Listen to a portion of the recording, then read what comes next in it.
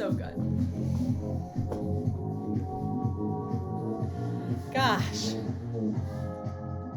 Well, what I can tell you is number one, thank you SoundCloud for providing me with such wonderful music. This is Spot and Disco, Artist 69, Brother in Arts. What I can also tell you, I'm gonna hit pause, is that I just recorded this entire thing and then realized that the audio didn't take. So I had to reset my entire system. And I'm excited about doing it again. And I just realized that podcast number 12 also has audio issues. So before we get into our discussion today, tip number one for everything. If you're recording with technology, test before you commit. Moving on, I'm Stephanie Zellhoefer. This is the Masterclass Shortcut Series. We are talking about wellness today. What is the Shortcut Series, you might be asking? Well, let me tell you. The Shortcut Series is the fastest way from point A to point B by considering other experiences that other people have had and topics that are being brought up to the surface, and then thinking about how it works with you. In January, we talked about personal brand. In February, we talked about finance. Today, we're going to talk about wellness in March. Then next month, we're going to talk about community, then education, and so on and so on. So please come on by, listen, learn, think, marinate, act, create progress. And then there's also the question of you, which marries up to the Masterclass Shortcut Series. It is a weekly podcast that is also hosted by myself. Every month, I do bring in a special guest to share insights on how they feel about their life and that topic. If you are ever interested in being a guest on the question of you, please reach out to me. You can find me on either zelladu.com, zelladu.com, or you can find me on Instagram at Zelladu_. So let's jump right in. We're talking about wellness and we're talking about the body, the mind, and the soul. You know, there was a time about 20 years ago where I was laying on the ground on the second hour of a phone conversation with a gal pal of mine who worked at the Olive Garden with me. And we were talking about life and all of the things that could be true. And what we landed on with this kind of epiphany was balance. Balance is so important in life, and it is relevant in so many ways. Today we're going to be talking about body, mind, and soul and the balance of those three elements within us. But in general, you know, no one should be putting all of their eggs in one basket, or we will approach burnout very quickly. So I'm excited to jump in. Before we get started on each individual topic, I did want to talk a little bit about what I call the wellness cycle. We all have to invigorate ourselves, steer ourselves, and motivate ourselves to get to where we want to go. And with the soul, the mind, and the body, there, for me, is a cycle. And that cycle is driven for me by the mind first. I am focusing in on the objectives that are important to me and prioritized in my mind that will help me attain the goals that I want to get. Then that goes into body, which is the actual element that I'm using to help me achieve those goals, whether that's using my voice, whether that's using my actual body to get around, and whatever your body condition might be, you work within those parameters. Now, some of us have more restrictions than others, but for those of us who are working to consistently increase our longevity, it is important to have certain steps in mind that also nourish the body and not just use the body as a vessel to get all of our objectives done. And then there's the soul. The soul that is something that is very uniquely ours, and you are the only person that has your soul, the essence of you. And, you know, as you're achieving goals in life, you will find perks and peaks that will keep you motivated. But it's also really important to identify your passions and the things that you really love and to give yourself time to escape into them. So that for me is the wellness cycle. And when I mention the wellness cycle, that is what I'm referring to. Speaking of our first component, let's jump straight into the mind. And I will say that there are segments here that are repeating. I have 3 tips in each one of these segments. Now, there are tons of other things to consider. Please feel free to leave comment. Constructive criticism is great, but even more so, community and networking. So I look forward to seeing anything that you have to say on the feed and beyond. And you can also reach out to me personally if I'm saying too many ums or whatever it might be. I'm happy to hear it. So, what is the mind? The mind lives in the brain. The brain is this 3-pound gray matter, white matter, cells, axons, the components that live right here in your mind. It's made up of 75% water, if you can believe that. And the mind is where we set our agendas, where we allow in distractions or regulate, and decide how we feel about things. So let me give you the definition. There's a lot of definitions out there. This one's from Wikipedia. I felt like it covered a lot, and it was actually a very interesting thing to see. So when you're talking about the mind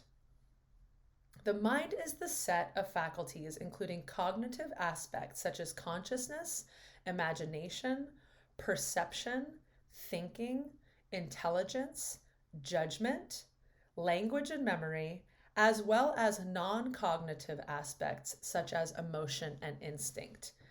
So each one of those bullet points could be a week-long seminar unto itself. But there are a few that I want to pull out. Imagination, perception, judgment, and memory. So what's interesting is that inside of our mind, all of these things are colliding and they're coming together to create our daily thought processes and the things that drive us. Our imaginations can run wild. If imaginations are used to design concepts and come up with clever ideas, awesome. But if imagination runs away with us and we begin living in fear, or we begin assuming that the worst of the worst is going to happen, we have to be careful about that component. Perception can also feed into that. We do see things through our lens. Every individual on earth sees things through their lens, and every lens is unique to the person. So somewhere within all of our perspectives is the truth, but it's really important to stay flexible and to recognize that your perception is an opinion based off of the experiences that you've had, but it may not necessarily be the absolute truth. Judgment, both on others, on things that we should and shouldn't do, but then also judgment on ourselves, being self-critical and being maybe a little bit too harsh. And I think that, in the way that the world is developed, there are more things to judge, more things to evaluate. There are so many more ways to get information around what's not just happening in you and in the community around you, but also globally. And so I think it's really important to just give ourselves a bit of a break and to recognize that the weight of the world should not sit on your shoulders, and you don't need to judge everything so harshly. It's not about making instant change on everything. It's about recognizing that we are humans on this earth that are traveling forward in time together. And as we become aware of things, we need to work progressively to see how we can make the best change together, as opposed to just judging everything about how it shouldn't be like that or it shouldn't be like that. Now, a bit of that is good, but the construct around it is very important to consider. And that's something that you're going to hear as a reoccurring point.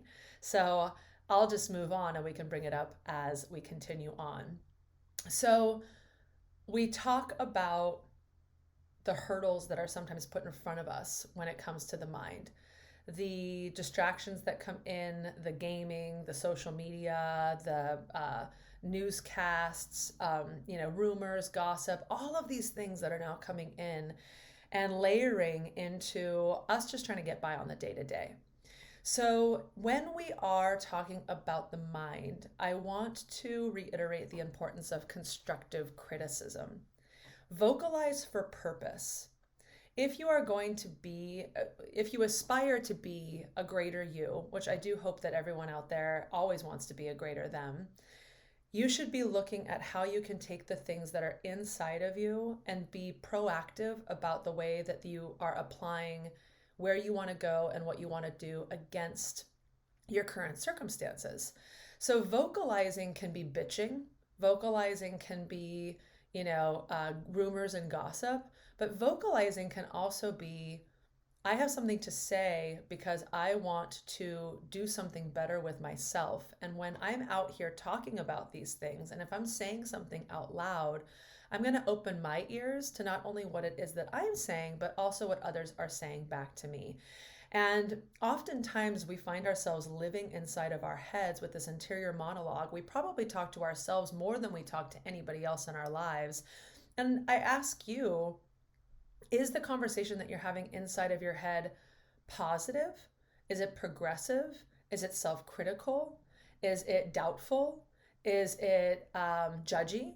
And identifying and laying out some of those components and prioritizing the things that will help you move forward is going to be a very critical component in finding that wellness in the mind. So my 3 tips, they all kind of piggyback off of each other. Tip number 1 is a self-assessment strategy. So recording and reflecting. A lot of us have had diaries growing up. It's so funny. I actually look back at some of the journal entries that I've put in and I read them now, 30 and 40 years later. And I'm like, oh my gosh, like not 40 years later, but like 30 years later, I'm like, wow, parts of me have always been the same. And parts of me are, almost curious as to how I wouldn't have known to do different things at different times, given the fact that I've always been the same person. So reflection and retrospect is really great. And in the moment, even if you only do this, I like to go quarterly. I like to treat myself a little bit like a business. But if you do this once every 3 months and you're like, okay, cool, I'm going to write down where I am, how I'm feeling, where I want to go, what I want to do, the thoughts that are inside of my head, the things that are distracting me. Maybe I'll make a little worksheet on this. I'll let you know. And you put that down, or you can record it. You can do a video diary, you can do an audio diary, you can do a written diary. And you listen back and you write down the things that not only you said, but zoom out a little bit and listen to what you're saying in the context of an evaluation. Am I being positive? Am I putting goals into place that I can achieve? Am I daydreaming about things without putting any action behind them? Am I wasting energy or wasting time because I am distracted by things that may be fun to think about in the moment, but in the big picture are taking away from my momentum?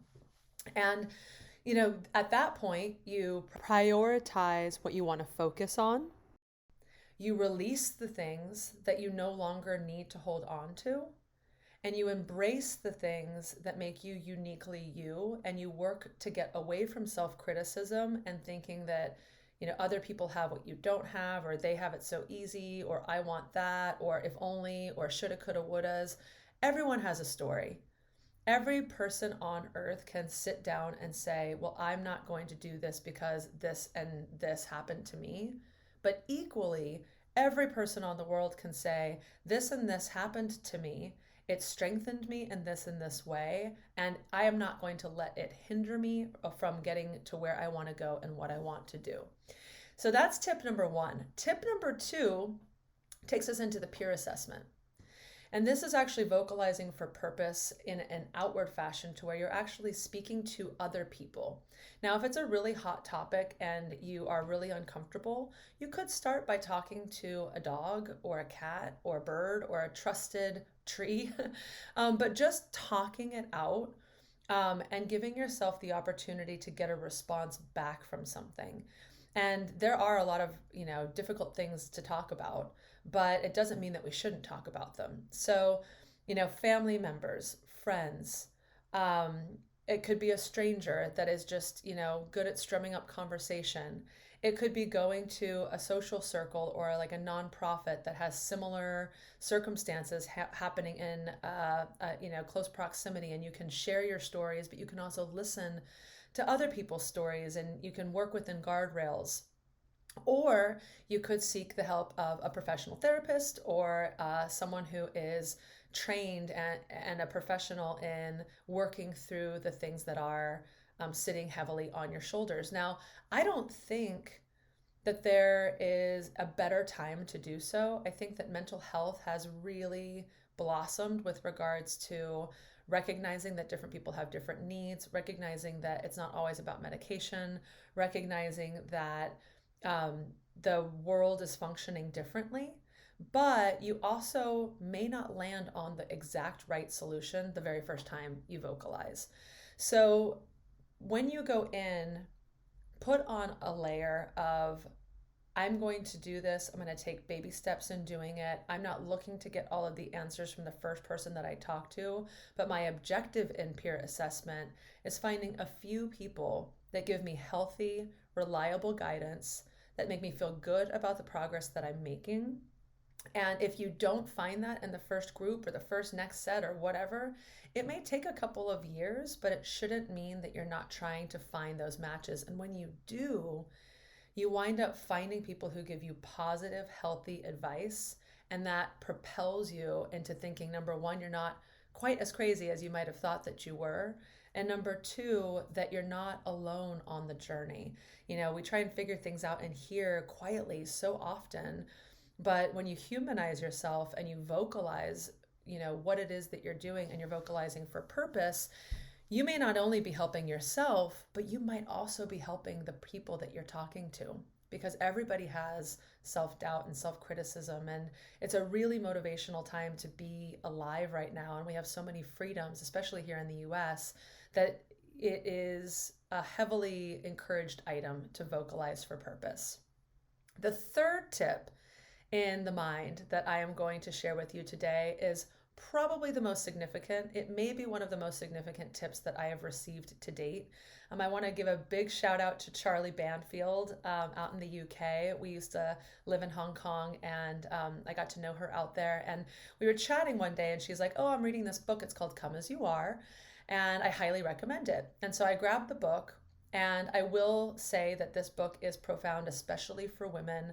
Highlights include recognizing that everybody is built differently, recognizing that women for a very long time in society have been kind of put into this box, and then, from a very young age are kind of marinated in this construct that we need to deconstruct and accept that we are totally okay being the way that we are. That said, I won't get into too much detail about the book, but I will put a link up if you're interested in checking it out. It is long, but it is full of content that is valuable and good for getting the gears turning. But in this book, we talk about mindfulness. It's about halfway through the book. And the process of developing your mindfulness is so simple, but it requires dedication, and it requires training and building habit. So here it goes. Step one, clear your mind, right?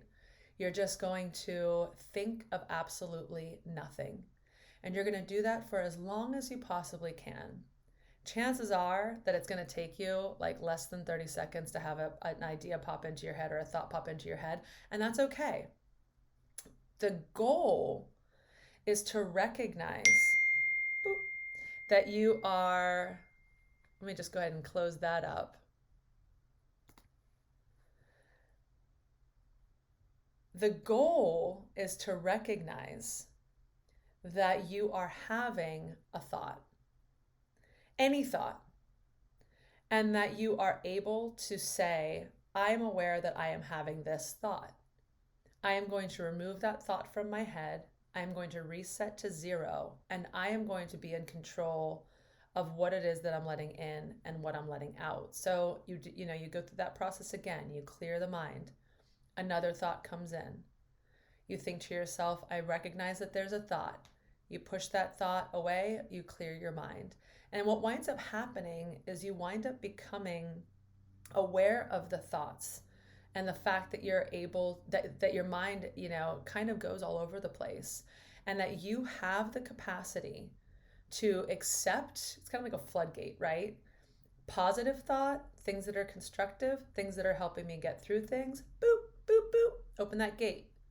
Things that are, ain't nobody got time for that, or things that are self-critical or degrading or judgmental, like keep that gate closed. Get it out of your mind and know that you can control your thoughts. It's like a step back, right? It's like a zoom out. You are in control of your mind. Your thoughts are not running around. They should not be controlling you. You should be controlling your thought. And that is the practice of mindfulness. It is legitimately clearing your mind and understanding that your thoughts are controllable. And if you can go through that process and get a handle on it, Even if it's just inside of your mind and your interior monologue, you can be like, you know what, Steph? You've been thinking an awful lot about this particular thing and it's not serving you well. So the next time you start thinking about that, you've got to, push it out. Or you keep thinking about this. Why?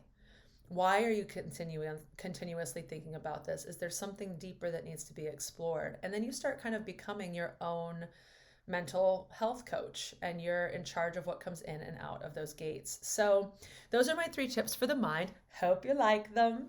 And I have a challenge for you. I don't believe that there is a definitive answer on this yet. When I do a little bit of digging and I go online and I type in, mental health, a lot of times I see this statistic pop up. And so I ask you, do you think that there are more people now that have mental health issues than ever before?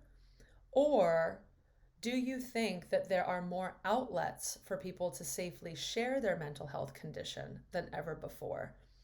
And I challenge you with that question because I think that oftentimes we can become a little bit overwhelmed at the conditions of our vast exposure and opportunity. And I think about which is more positive, being in an environment that is more aware and more vocal so that we can actually get to the crux of the conversation, or all of these people who came before us that never had the opportunity to vocalize or were never given the treatment that they were hoping to get.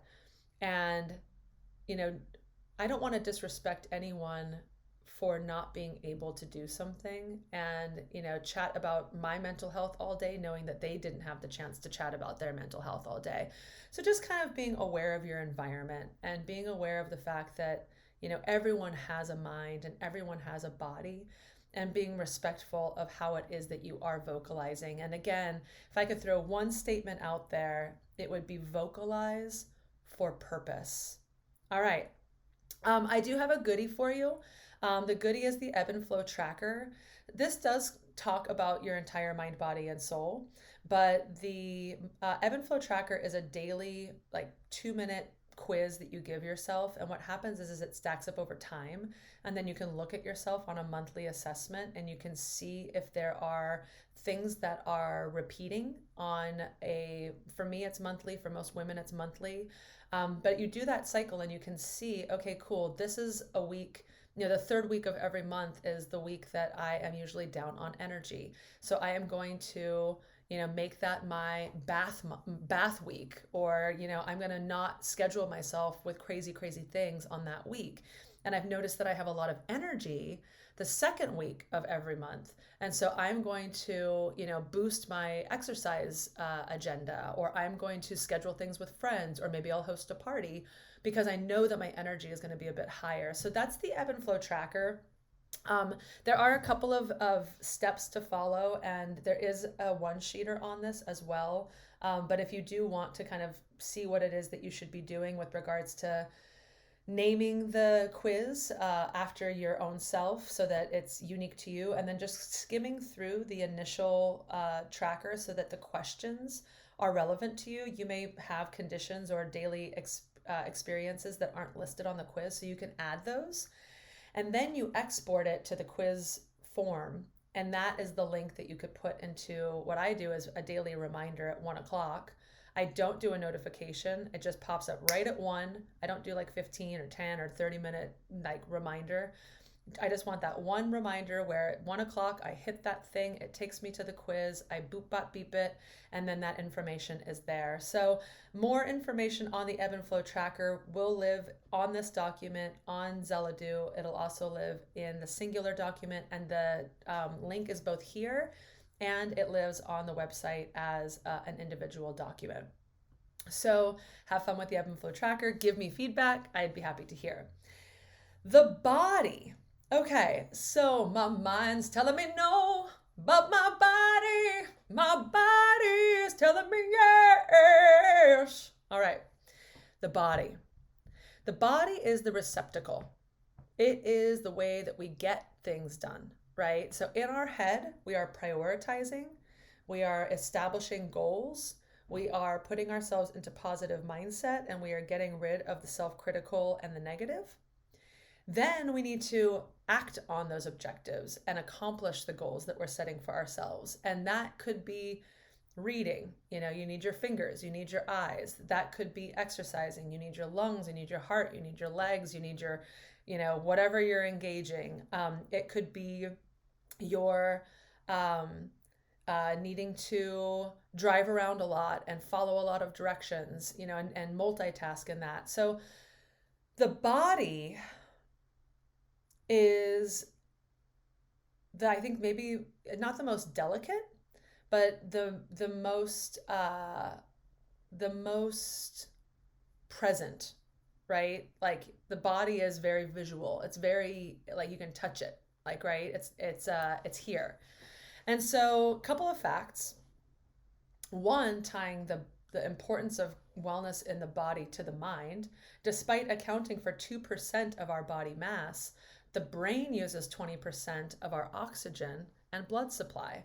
So, taking this oxygen in, putting it in through the lungs, having the lungs disperse into the bloodstream, having the bloodstream take things up to your brain, it's pretty huge, right? So healthy mind really cannot function without a healthy body. And that also has to do with what you're eating, what you're drinking, right? Alcohol gets absorbed through the bloodstream. A Tylenol gets absorbed through the bloodstream. Any medication or any, prescription drug or non-prescription drug, it all goes through the bloodstream. Bloodstream goes to the brain. Oxygen goes to the brain, right? Clear thinking goes to the, it's all connected. So I thought that was kind of a fun one. And then here's an interesting fact. Every second, your body produces 25 million new cells. That means in 15 seconds, you will have produced more cells than there are people in the United States. So what does that mean to me? Why did I pull that fact out? I pulled that fact out because what that means to me is that we are constantly, our body is doing us a solid in regenerating cells, right? Cells are dying and cells are being reborn at a very dramatic rate. And that means that if you start something today, you will be able to get rid of the things that were the negative and the bad behavior, and you will be able to focus in on the positive. Now, the regeneration, like as you get older and as things begin to slow down, like there is a pendulum and it does swing. So when you're in your 20s, when you're in your 30s, when you're in your 40s, it's like, let's get physical. Let's think about how we're taking care of this amazing vessel that we're sitting in every day. Let's think about how we're putting things in, water and all of the delicious goodies like the fruits and the vegetables. And, I say delicious goodies, you guys might be cringing, but the reality is that balance has to happen in what we put in, and balance has to happen in what we put out. So let's go into the definition of the body.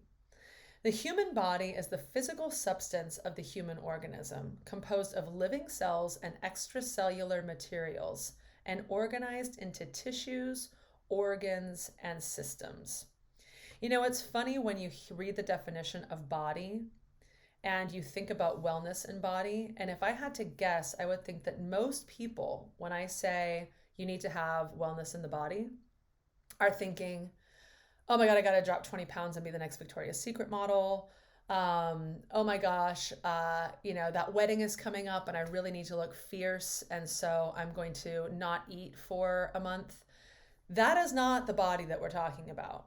What we are talking about is the long-term body, the longevity of the body, the preventative components of caring for your body. For a lot of us, we're starting to get older, and what that means is that our parents and our grandparents are getting even older.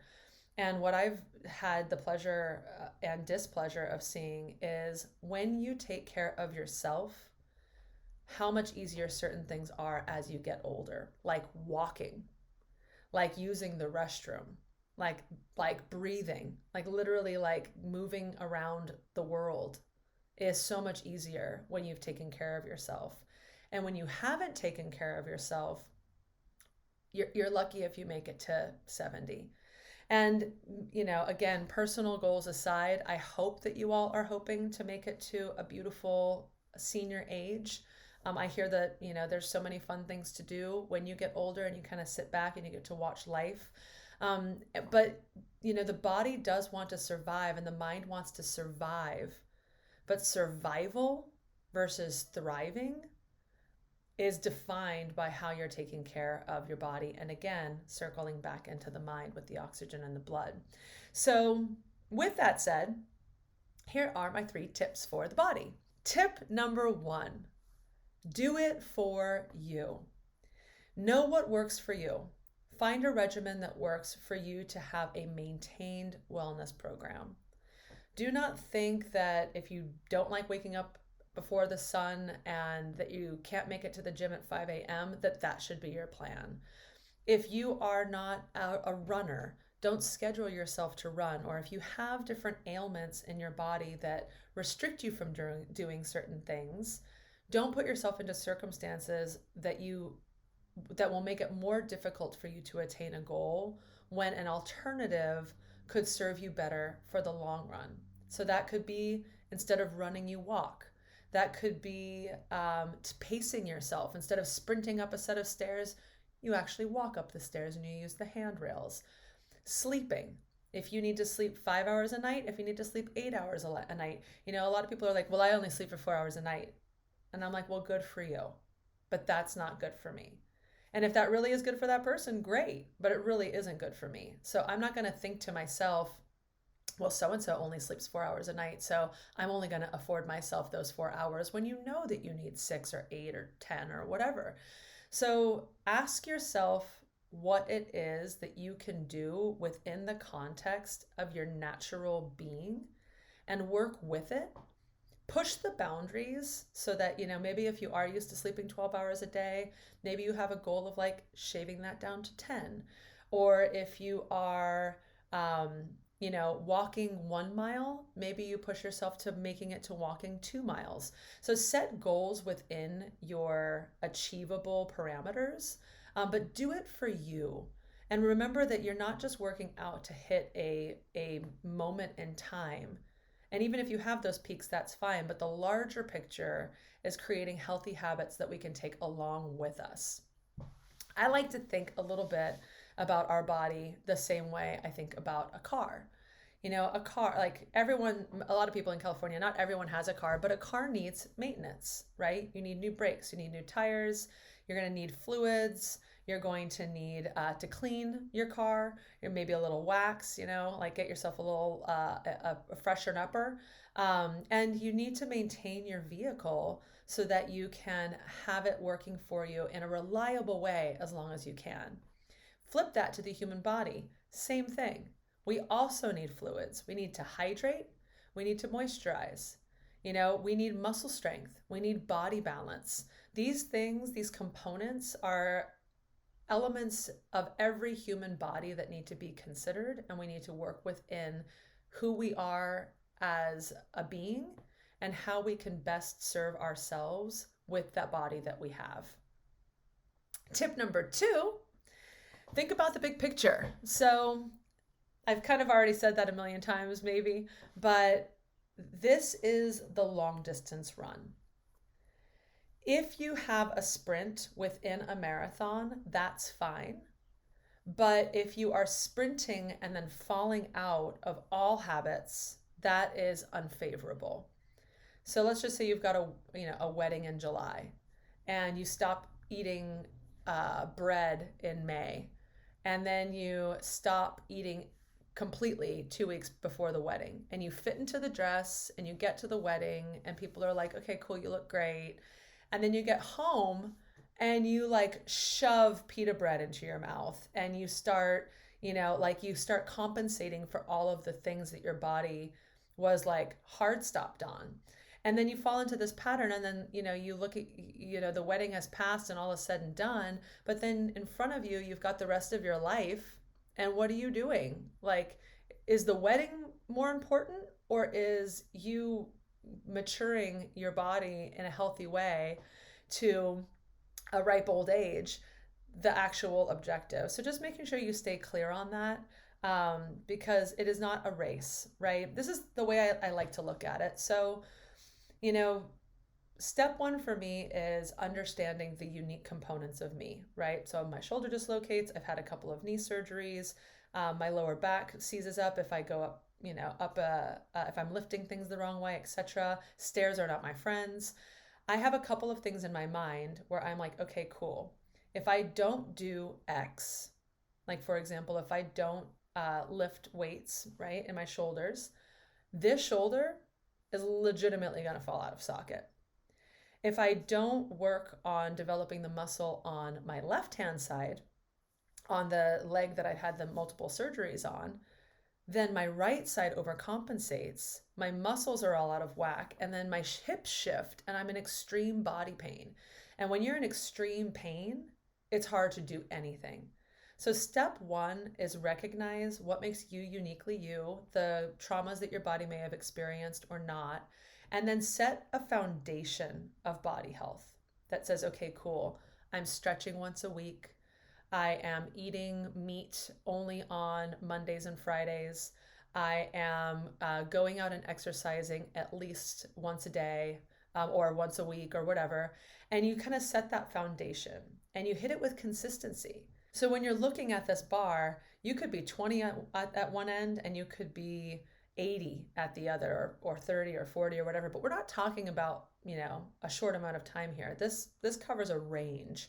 So that foundation, it could be 2, 3, 4 years where you're just eating healthy, aware of some goals. And then what happens is your body, those cells are regenerating and you're becoming a healthier person. And then you can kick it up a notch. Okay, cool. I feel comfortable here. I'm getting older. Maybe I can eliminate meat on Fridays. Maybe I can exercise on 2 days instead of 1 day. Maybe I can increase my water consumption. Whatever those things are, and that takes you up to the next plateau. And then you can stabilize and get that regimen going, and it becomes normal practice to you. And then you can push yourself up again. And you can do that as many times as you want to. But the goal is to get yourself to a higher plateau so that when you're 60, when you're 70, when you're 80, when you start going through that degeneration, you're starting from a higher place and you're able to have a much more comfortable senior age than when you than what you would have done if you did nothing. And if you just stayed at that lowest plateau and the lowest of the low, which is like no healthy habits, eating meat every day, not exercising, smoking, drinking, lounging around, all of that, like, you're just going to be hovering down here. And then 80 comes and you're like, and again, you might not kick the bucket, but you'll be sitting in the bucket and you're like, damn, like I'm not dead, but I'm certainly not enjoying life. So grim. That's my 2 cents on how I see the objective of thinking bigger picture. And again, it's fine to have peaks, it's fine to have spikes, it's fine to have cleanses, but don't fall out of those moments into nothingness. Always have a baseline that has a healthy component built into it, or healthy components. All right, so we're jumping into lungs. I just want to put this spotlight out there because I was having a conversation with my sister, and we don't really ever talk about our lungs. And they came up a lot, the lung came up a lot during COVID because a lot of people were being affected in their lungs. But you hear a lot about heart health. You hear a little bit about kidney dialysis. You think about lungs when you hear about smoking or secondhand smoke, but you don't really recognize how important the lungs are to the chemical balance of everything in your body. And so I just want to give a big shout out to the lung that, can take in up to 5,000 gallons of oxygen in a day. I want to encourage you all to be aware of the fact that your lungs are constantly taking in oxygen and pushing out carbon dioxide. And that balance with every breath that you take is fluctuating. And that stasis of just having healthy breath is something that can be compromised when you are not taking care of your lungs. So just wanted to put a spotlight there. And then tip number 3. So tip number 3 for the body is find motivators. And that can be a lot of different things for a lot of different people. For me personally, I'm a bit of an introverted body person. Although with this next tip, I think I may put some or maybe all of my 40-ish minute workout onto my website so that you guys can see what a playlist can do for you. But I work really well with structure. And so what I've done is I have found songs that work pace-wise with the beats per minute for the different exercise pieces that I'm doing. And this is for like my crunches and my leg work and, just the things that I'm doing like on a yoga mat in my living room. And I have a different song for each type of exercise, and the playlist is in order so that all I have to do is hit play. And then as the songs are going, I can kind of let my mind go and I can let myself exercise, and I am regulated and motivated by the music that is playing in the background. Now, I was doing this in Hong Kong as well because I had a gym in my hotel or my apartment, and I did it on the elliptical. So I started off with like a nice little slow jam. And then I was like, okay, cool. The next song, I'm going to like bring it up a little bit. And then I'd go like boom, boom, boom. And I'd hit it hard. And then I'd do a recovery. And then I would do like maybe another slow jam, but it'd be a shorter song. And then I'd boop, boop, boop, boop, boop, boop, boop, right? So, and then I'd go to the weights and same thing. Like I'd do a power song for each one of the weights. And, when you're there and you're like, oh my gosh, like, I don't think I can do this right now. You're like, okay, well, I've got this song to get through it. And so, you either have to power through this or you lighten your load and you like get through it. But, time is something that's very valuable for all of us. And playlists are a really great way to keep yourself accountable with regards to the amount of time you want to spend. So I'll leave you with that. That is my tip number 1 within tip number 3. Number 2, find a health buddy. Someone that you can talk to about the goals that you've got around your health and openly ask them to check in on you. I'm going to walk around the building 3 times at lunch every day. I am going to buy a juicer and I'm going to start juicing on the weekends. And have that conversation with someone who maybe is going through their own wellness in the body experiments, finding what works for them, and ask each other, how is that juicing going? And be like, oh, I'm not doing the juicing anymore. It was too expensive, or it was too messy, or I found a really great place around the corner that has what I need and I can get it from them. Or juicing is going great. I feel amazing. I've cut out, 300 calories from each one of my days, and I'm starting to notice that I've got more energy and I've slimmed down a little bit, right? Whatever the case may be. And then number 3 is finding groups. I'm a part of a hiking group in Hong Kong, even though I'm in California now, but I see their threads all of the time. And it's like, hey, Thursday, 9 o'clock, I'm going on such and such trail. Who's in? And then people will respond, and other people will be like, I'll bring sunscreen. And someone else will be like, I'll bring extra water. And they'll bring like, I'm bringing my dogs, etc. And so you'll find that when you're exercising in a group, not only will you get the physical benefits of getting out there and doing things, but you will also be socializing with people who are like-minded, and that increases the behavior, the positive behavior that you're looking for. And you may learn about a new part of town. You may learn about new resources that you didn't know about because you're putting a lot of collective people into a pot, and you might learn something that was unexpected. So that's going to be tip number 3, is find those motivators. Now, I'm going to give you guys another challenge. This challenge is about making sure that you're giving yourself enough time to start somewhere and to be consistent with it. And so I'm going to say, for every person out there, you should be able to give yourself 45 minutes every week to dedicate to doing something for your body. Now, where I like to start is stretching. When you're stretching, you can oftentimes feel where you have pain in your body, where the tightest spots are, and you should lean into that. If you've got really, really tight shoulders and if you've got really, really tight muscles, make sure that you're like, okay, cool, I'm flagging that as something that needs to be worked out.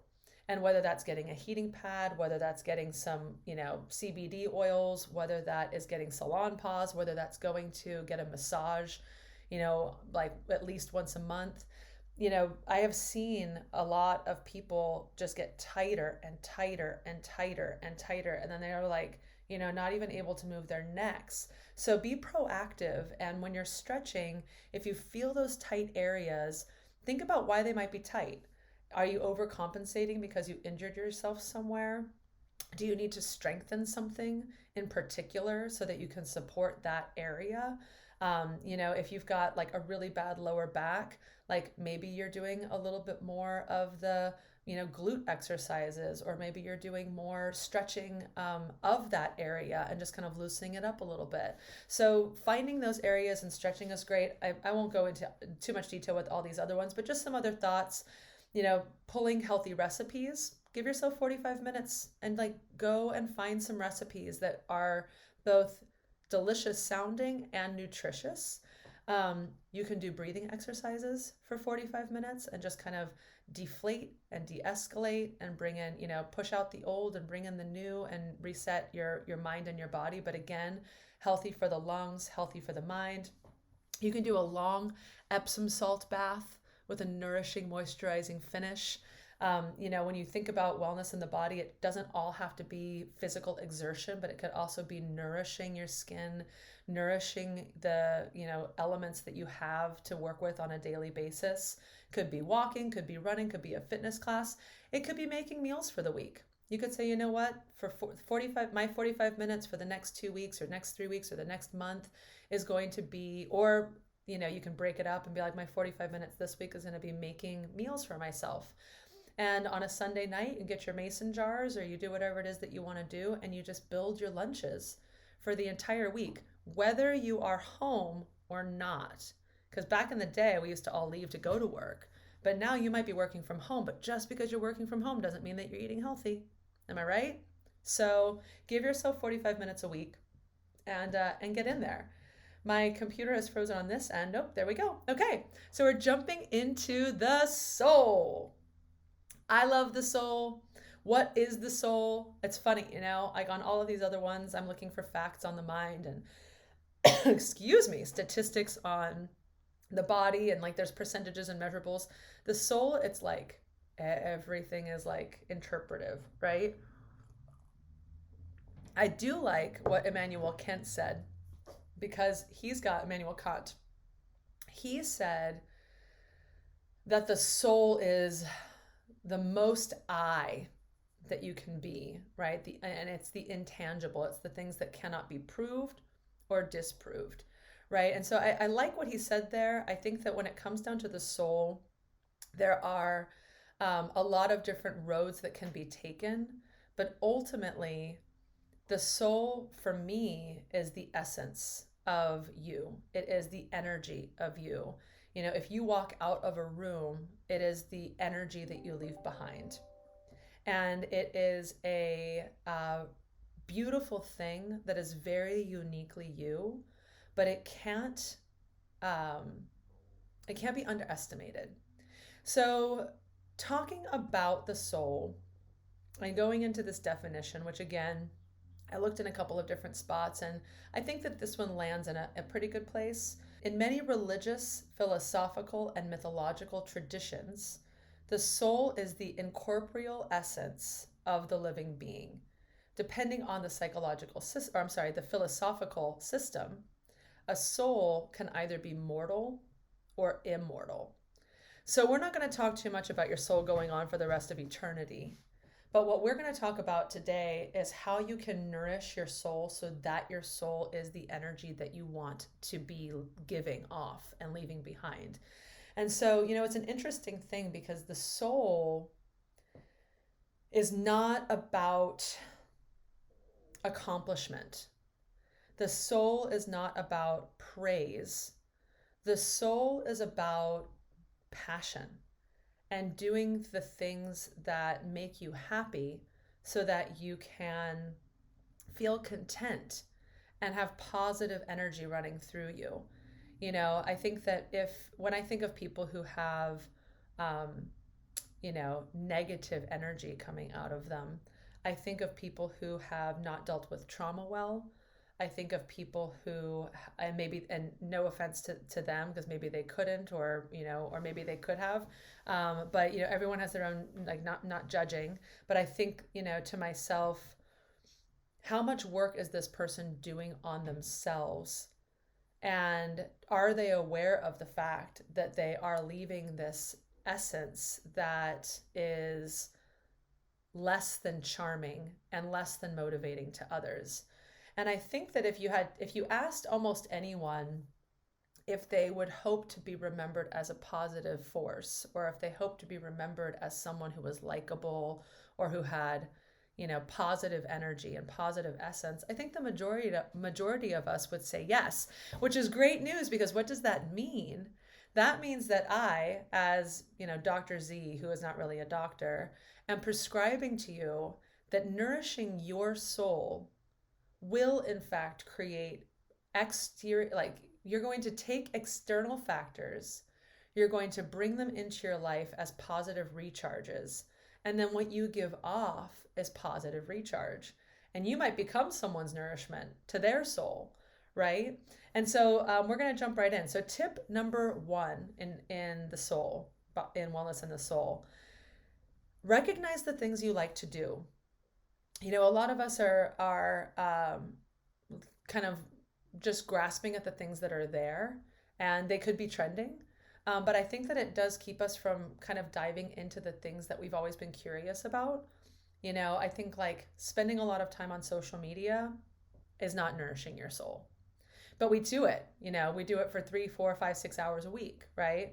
And so if you could take that for a moment and just say, okay, well, I'm on Instagram. The things that I am attracted to are the dodo and people doing good things for animals, the stories about city cleanup. I really enjoy the artwork that people are posting, and maybe I could be an artist. At the very least, let yourself be inspired by the things that you're seeing, and then do an exercise that says, you know what, these are the things that I could like to do, and jump in and see if you actually like it. I actually created a very quick exercise in that regard, where I've got like 20 something or 30 different things that you could identify as potential passions. It's everything from singing to dancing to hosting parties to fixing things to volunteering. So if you want to check that out, you can find it both on this document that'll be living on the Zelladu Masterminds community page. And you'll see a link to it. It's called the Nourishing the Soul spreadsheet. And you can legitimately just check off whichever ones are most interesting to you. And it might be that it's a new hobby, something that you've always been curious about, or it might be that you already know what nourishes your soul. But it's good to do the exercise to allow your creative stimulus to come in and guide you in some of the things that could drive higher happiness in your body. So tip number two is directly tied into tip number 1. But once you know what those passions are, or if you know what your passions are, don't deny yourself the opportunity to dive in. I like to challenge myself to do at least one thing a month that is very specifically around my soul. I do, with the schedule that I tend to keep, I do also use tip number 3 pretty much constantly, and we'll get into that in a second. But there are so many people who say, well, I can't do that because I don't deserve it, or I can't do that because I don't have enough time for that, or don't even give themselves the opportunity to think that way, but are always just thinking about doing the thing in front of them as quickly as possible, and they skip out on the nourishing of the soul. So when you are evaluating what it is that you are doing for you, know that there is an overstimulation of nourishing the soul, right? We want to find the balance of the mind, the body, and the soul.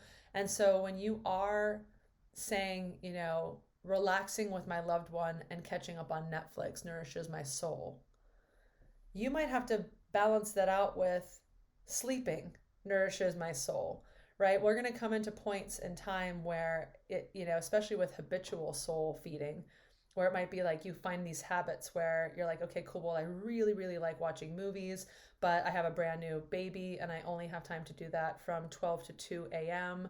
And so I'm going to sacrifice this nourishing of the soul, or I'm only going to give myself the ability to do that on Friday nights. And I'm going to nourish my soul with, or I'm going to nourish my body with sleeping Monday through Thursday, and, kind of finding that balance. So, make sure that you're not only nourishing your soul and getting caught up in the fact that your life is just nothing but Cracker Jacks and hopscotch. Tip number 3, multitask. So this is like the quintessential Stephanie Zellhoefer nourishing the soul strategy, right? And it's something that it took me some time to learn, because for a lot of what I was doing in my 20s and in my 30s, I was in so much of a rush that I stopped to appreciate the things that were directly around me that I could leverage to create that more relaxed or positive or energized experience. And so I drafted a couple here, and they're for your consideration, but it basically happens everywhere in life, right? There are moments in our life where we are challenged to deal with circumstances around us, and we oftentimes forget to enjoy those experiences because they can be stressful. Let's say you're driving to Tahoe and you've got 7-8 hours of driving ahead of you. Well, there are some really cool hot spots between here and Tahoe. So instead of like packing yourself and whoever else into the car and just making the drive without stopping and like potentially getting stressed or strained or whatever it might be, or if you get out of the car, it's like, go, go, go, go, go. Why not do a little bit of discovery that says really great places to stop? And maybe there's a super cool antique shop, or maybe there's a lookout point where you can watch an incredible sunset. And if you give yourself the time to nourish your passion and nourish your soul as you're on these journeys, you can counteract, right? So that you don't arrive in Tahoe a total stress case that just spent 8 hours in the car, but instead you're a person who just took a journey that experienced nature, experienced life, experienced how other people were living, and just be open to the fact that you may have soul nourishing components built into your experiences and you're just not looking for them, or you're just not seeing them.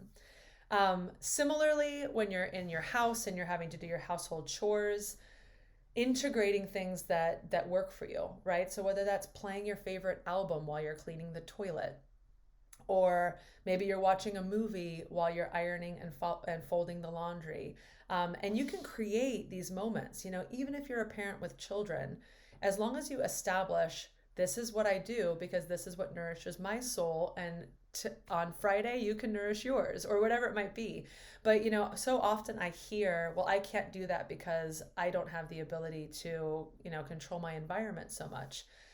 There are more and more ways for you to integrate the things that you love. It could even be like putting in ear pods or headphones and listening to something on your phone that no one else can hear, but you're in your own chamber of soul-filled momentum, and you're cleaning that toilet and you're like, yeah.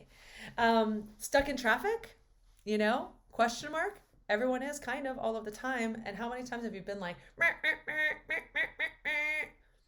You cannot make things go any faster than they're going to go. Even if you've made a wrong decision on the turn that you made and now you're stuck in it, it's over. Why not take that opportunity to do something with the time that you have? Whether that's a meditation and just putting on some soothing music and literally just letting your mind go and escaping. Whether that is putting on some favorite tunes and singing a little bit, put the window down, or it might be calling friends.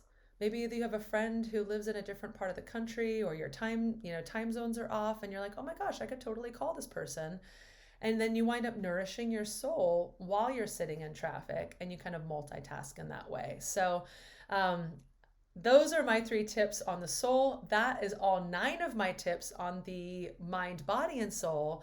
And just in closing, I've said it once, I've said it 1,000 times.